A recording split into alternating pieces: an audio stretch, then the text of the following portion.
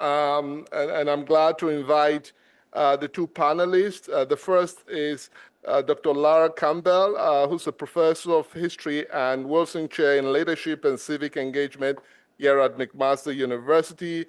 She's worked extensively on social movements, gender, sexuality, and women's studies. And she will be talking about how some of the issues that have been raised in this conversation intersect with her own work in these fields. The other panelist is Dr. Melissa Levin, a co-convener of this conference, who's a professor at the University of Toronto and the Center for African Studies, and has done extensive work in African literature at the University of Edinburgh and the University of Witwatersrand. So please join me in welcoming them to the podium.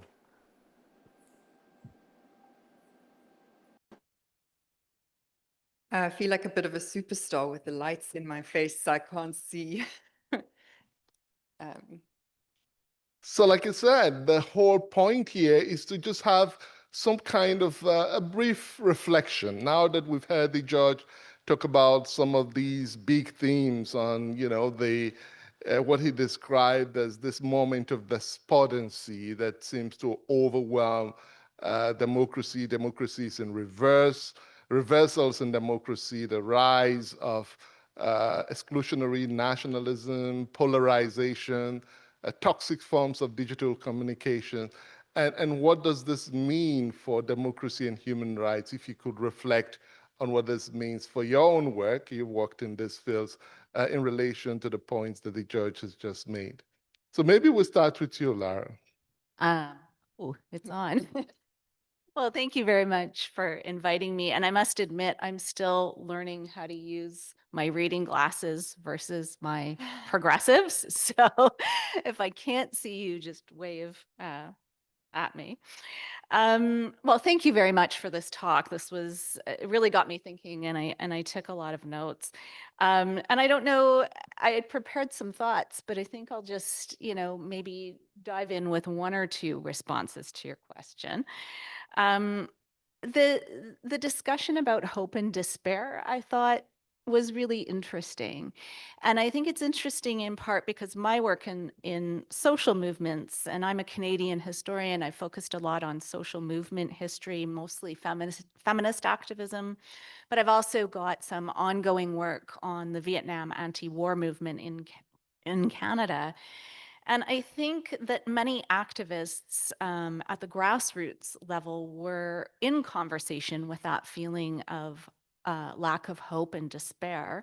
But as a historian, what I've seen repeatedly is historical actors making change even when they lack access to formal equality or access to political power, and the various ways that they've organized and demanded and worked individually and collectively to expand political, social, and economic rights. So I'm happy to give an example if anybody would like to have one. I mean, my dissertation in my first book was really on the Great Depression. And for those of you who know about the 1930s, this is a moment of crisis in global capitalism. In Canada, the unemployment rate was upwards of 30%. Women were not included in those numbers. So I think that unemployment rates were actually much higher. There was enormous suffering, and there was an environmental crisis with extended drought in the prairies. So I think this is probably sounding familiar to many of us in this moment. But the call for an expanded welfare state, for the right to what people were starting to call social citizenship, the right to live in a nation that built, valued, and maintained social and economic security, didn't just come from the top down. It came from the bottom up. It came from unemployed organizations, unions, veterans groups, women's groups, social democratic and socialist parties as well. And it was these demands that were made in letters and in petitions, in sit-ins and in rallies that actually helped create or influence the post-Second World War social welfare state, which in turn had enormous limitations. We have to be honest about what those limitations were, particularly around race and gender. Many of the universal social programs that we talk about deliberately excluded Indigenous people under the terms of the Indian Act. Family allowances only included Indigenous mothers if their children attended residential school. And so when we bring the lens of settler colonialism to the emergence of the social welfare state, we have to be honest about those limitations, while at the same time thinking through what the judge was telling us today, which is institutions don't protect themselves. And when we think about the welfare state in this moment of a gutted social welfare state, we have to think through how we criticize and why we criticize, and the need to be honest about those limitations, while also finding ways to expand and protect those demands for economic security that have been on the table for 100 years.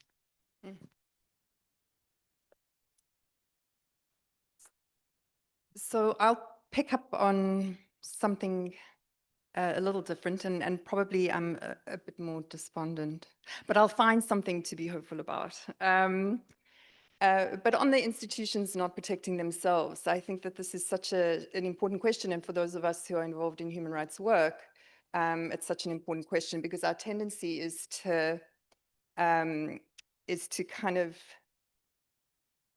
to end politics as law begins, in a way. So, so once it's codified, then the conversation ends, our politics ends. And this is a call to say, no, that once things are codified, human rights law is codified, it's really kind of the beginning in some ways of our intervention. So we shouldn't take that as an end. But what struck me when the judge was speaking about, some of the interventions that have been made on a global scale in relation to international law, questions of immunity, these interventions are made at the same time that, for instance, South African settler colonialism is instituted by the very same people who are making these positive interventions, to stop the Kaiser from getting away with stuff.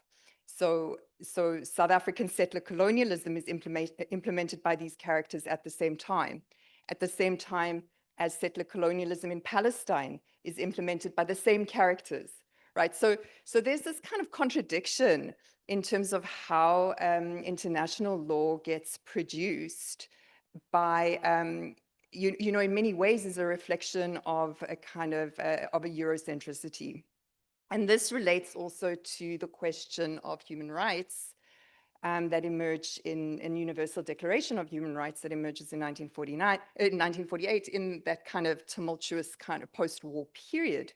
Yesterday, we had a plenary lecture that spoke about the inherent contradiction in humanitarian law as being a contradiction in European philosophical thought between kind of rationalism and compassion. And I think actually the more important contradiction is the kind of political historical context of 1948. And what I mean by this is that in 1948, when we have the Universal Declaration of Human Rights, we also have the apartheid party in South Africa coming to power. We also have the Nakba and the expulsion of Palestinians from their land and the formation of the Israeli settler colony. So these things happen in conjunction with this moment of a universal declaration, which begs us to think about what it means to be, who is the human in the human rights? Who is the human to which the human rights apply? And it's not clear in respect of, that moment where clearly some of us are not included in that designation. The other contradiction in that moment is that Oh, and by the way, Jan Smuts, who is a leader in South Africa, is also of the settler colonial regime in South Africa, is central in the formulation of the Universal Declaration of Human Rights. The other contradiction in terms of the political historical moment and context that I think is useful for us to think about is that, you know, this is a moment also when there's rapid decolonization, right? There's rapid decolonization. And in many respects, then, the Declaration of Human Rights is almost like a defensive mechanism to protect those who are, you know, who are losing their colonies from this decolonizing world. And what I mean by that is that the Declaration of Human Rights insists on an equality, on equality, right? That we're all human. But it's an equality that doesn't exist in real terms. You know, if a Declaration of Human Rights is to be meaningful, then we have to produce that equality. We can't just declare it. You know, so it almost becomes then a kind of a defense against the possibilities for some kind of reparative justice that comes with decolonization. So I was struck by, you know, that kind of framing in both, you know, the judges' talk and thinking about then the unfolding dramas on the international scene. Now, I'm not saying for one second that we must just then dispense with human rights because of their, you know, problematic history. The question is, what kind of opening do they present to us to enable demands made in, you know, through them, and what kind of offering they give to us in respect of a kind of transformative possibility. But we need to bear in mind that, again, human rights, because of, you know, this history, we must bear in mind that human rights are things that need to be, they're not a package of goods, but are a practice, a politics, a process that need to be constantly fought for and not assumed. Yeah. Thank you very much, Melissa. That's quite insightful.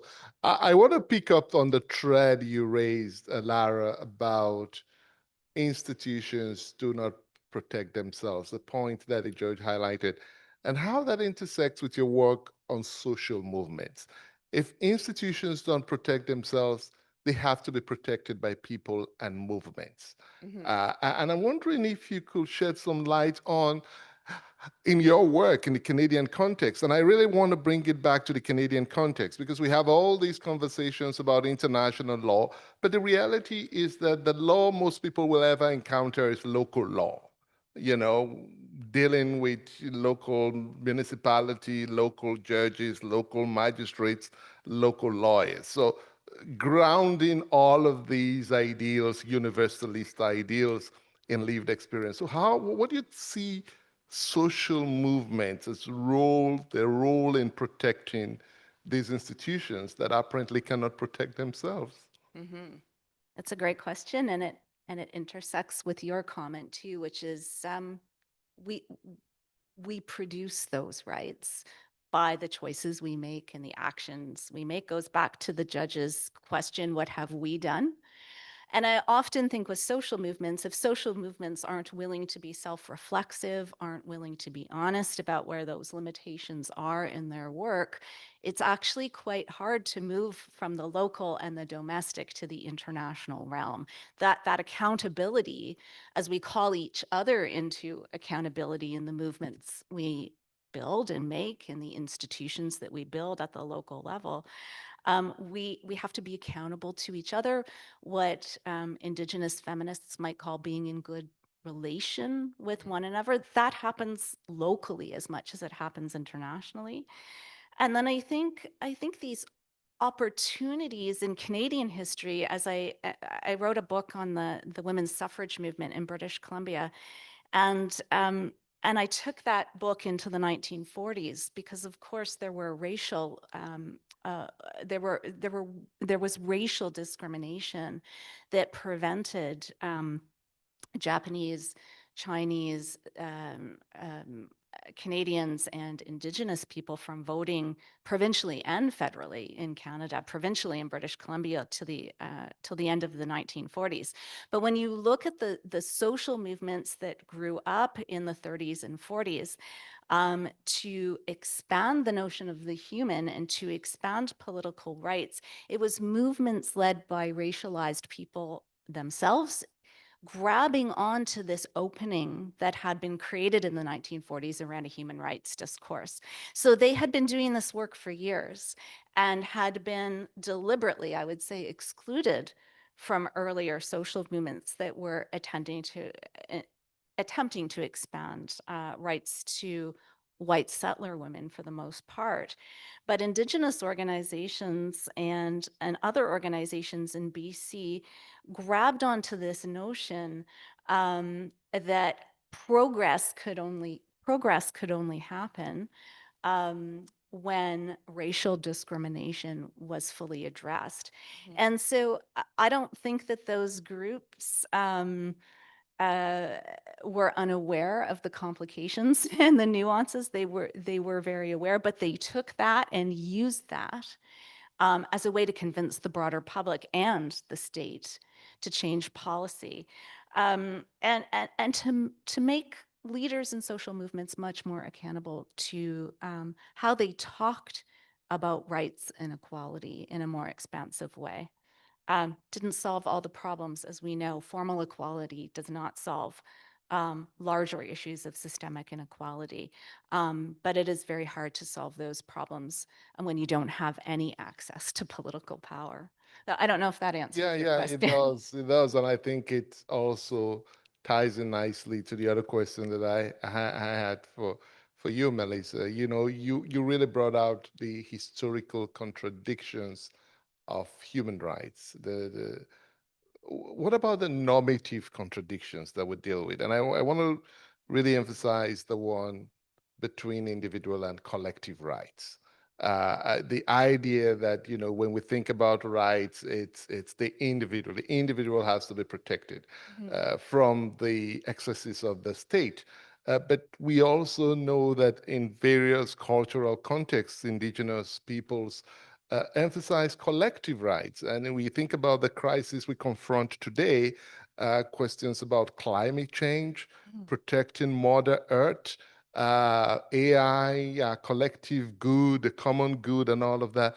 And I'm wondering if the discourse of human rights has become so individualistic as to render it meaningless in the context of the challenges that we confront as a global community today. Yeah, no, I think it's an important question. I try to avoid like the kind of binary between individual and collective, and, you know, borrowing from Southern African philosophical traditions, thinking about the intersubjective rather as a way to understand these issues. But I think, hang on, I had a thought which I just lost because I looked over at Professor Murphy and was thinking about the right to resist as, you know, the kind of, that's the right we want the right to, oh, no, so in some of my work that I'm doing, so the University of Johannesburg has asked me to do some work on Ahmed Kathrada, on a biography of Ahmed Kathrada. Ahmed Kathrada was a political prisoner for decades, together with Nelson Mandela on Robben Island. I don't know what to do with the biography, so I have suggested rather that I do some kind of intellectual biography. And part of doing an intellectual biography is to try to think through the ways in which the liberation movement, and drawing from liberation movements globally, right? So the South African liberation movement didn't operate in isolation, right? It was kind of, in many ways, had a kind of internationalist, it was an internationalist organization. So the ways in which the liberation movements think about freedom that are not detached from the notion of human rights, but don't center the notion of human rights. So for example, if we think about South Africa's Freedom Charter, 1955 document produced at what was known as the Congress of the People, that's very kind of participatory democratic space. The Freedom Charter doesn't kind of rely on a conception of human rights to extend and to think about, questions of liberation, of equality, those kinds of things. So it fashions itself as a host of clauses that revolve around a kind of intersubjective ownership of the public, right? That the public space is collectively owned. So the Freedom Charter talks about, South Africa belongs to all who live in it. That's how it starts. And then it says, the wealth of the country belongs to all. Education and culture shall be available to all, and so on and so forth. So it's an articulation of a kind of collective ownership that signals rights, in the sense that it signals rights, but it doesn't speak in the language of rights. And I think that there's something in that helps us think through, kind of that challenge of the collective, the individual, and the ways in which the notion of rights can be articulated through, that kind of collective public ownership of things, of everything. Yeah, thank you very much. I think the message there is that deliberation, public deliberation, which is a theme we've all talked about in this past 2 days, could be a way of resolving those contradictions that you've identified. So we have time for just a few questions. Are there any burning questions to address in the hall, or do we have questions online? Okay, if there are no questions, it remains for me to say thank you to Dr. Campbell and Dr. Levin for an interesting conversation, and particularly connecting what we've heard from the judge today to the work, the important work that you do. Can you please join me in giving them a round of applause? Thank you. So I believe we now proceed to the concluding remarks by Dr. Levin, and then tying up the loose ends of the conference. Yeah, thank you. For me again, should I just? I think. Yeah.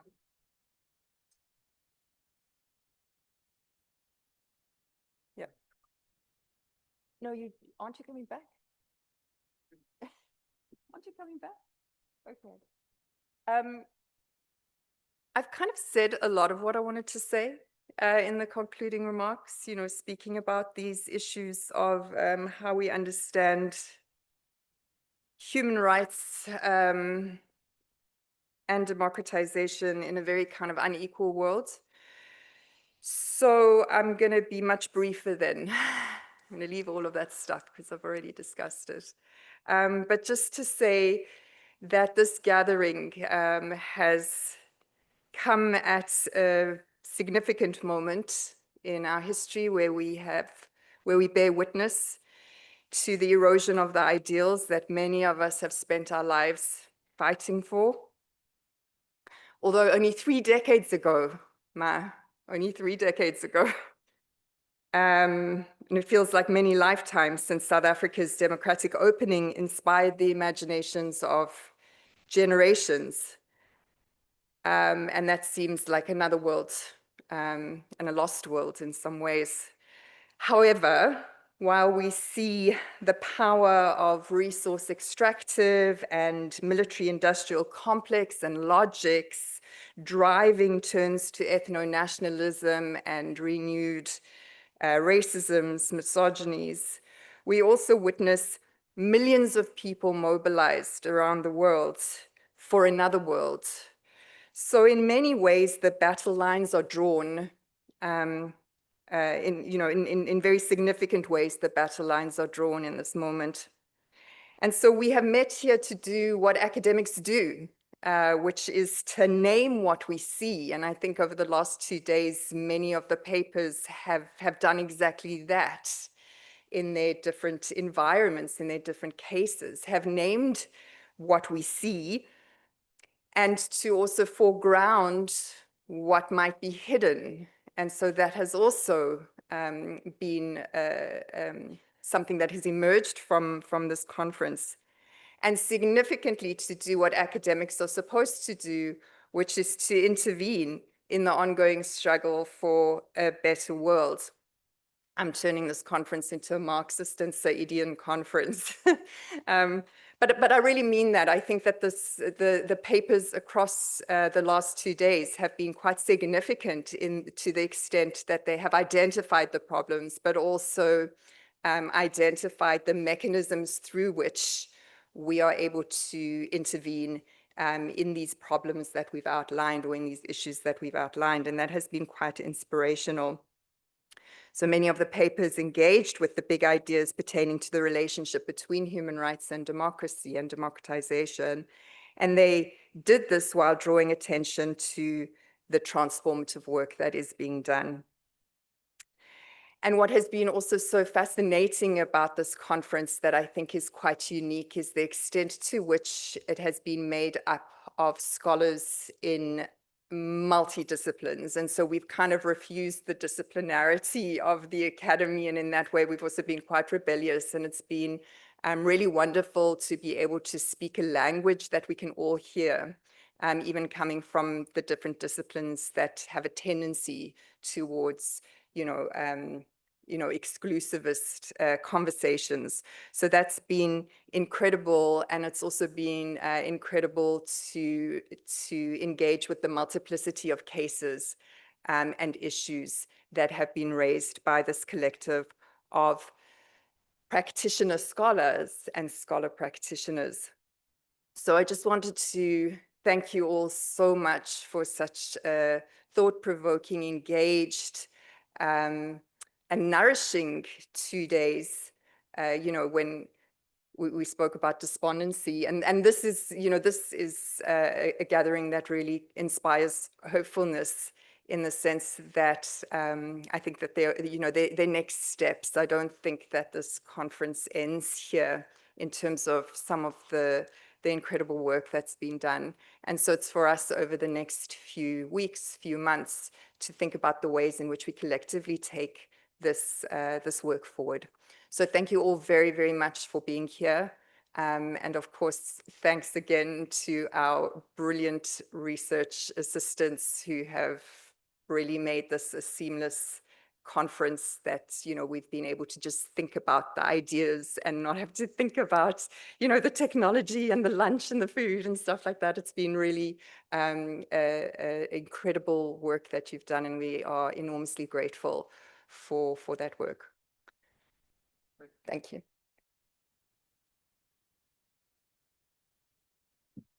Well, I just want to make a few thank yous. I think Melissa has said it all. I mean, we gathered here to address some of the big challenges that confront our world. The moment at which democratic values are being tested, long-standing norms, human rights norms are under strain around the world. We see the erosion of public trust in institutions, the shrinking of the civic space, and the rise of exclusionary politics. These trends remind us that democracy and human rights are never guaranteed. As the judge said, we must defend these institutions. We must be continuously renewed, and our beliefs in these institutions must be continually renewed through public participation, accountability, and dialogue. And that's a theme that's come up very clearly in this conversation. So I want to just thank everyone who made this possible. We have 14 participants who flew into Canada just for this conference. So thank you. Thank you, all the people who flew into the country for this conference. We really do appreciate you being part of the conversation. Many more joined online, couldn't come in, but we are also appreciative of your engagement with this conference. In the weeks ahead, we might be in touch in terms of where we go with this conversation. We don't think it will end here. The dialogue will continue in some form. We must find a way to translate these values and all these vibrant conversations we've had about strengthening democracy into some kind of tangible outcome. Final thank yous. I'd like to extend my thanks again to the sponsors of this event. All the food you've been eating didn't provide themselves. They had to be paid for. The Social Sciences and Humanities Research Council of Canada, Wilson College of Leadership and Civic Engagement, the Center for Human Rights and Restorative Justice at McMaster University, the McMaster Department of History that holds the center, McMaster University is through the Faculty of Humanities and Social Science, and also the general support of the University of Toronto, where Dr. Levin, a co-convener of this conference, teaches. A special appreciation to our dedicated students, research assistants. Can we give them a round of applause for that? Made it happen. Thank you for your work. Thank you for your support, and let the conversation continue. Thank you very much, everyone.